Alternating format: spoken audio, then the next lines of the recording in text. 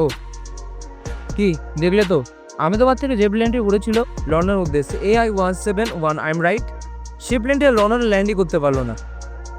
দুঃখ প্রকাশ করবো, কারণ 242 জনের মতন মৃত্যু হয়েছে আর আহত হয়েছে অনেকজনই। মেন কথা এখন হচ্ছে যে তার জন্য কি আমরা সব কিছু ব্যবহার করা ছেড়ে দেবো? ট্রেন, বাস, প্লেন সব কিছুই? একদমই না। সব কিছু ব্যবহার করা ছাড়া যাবে না, কারণ সারা আমরা চলতে পারবো না। সব কিছুর সাথে মানিয়ে গুছিয়ে নিতে হবে। একটা উদাহরণ দিচ্ছি তোমাদের, সময় নষ্ট করা আমাদের জীবনে কেমন ইফেক্ট ফেলতে পারে সেটা আমরা সবাই জানি, কিন্তু তাও আমরা সময় নষ্ট করি।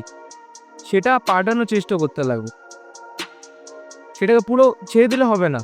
তেমনই ট্রিপ প্ল্যান করতে থাকো, ঘুরতে যেতে থাকো, সব কিছু ব্যবহার করো, সুস্থ থাকো, ভালো থাকো, এটাই বলবো।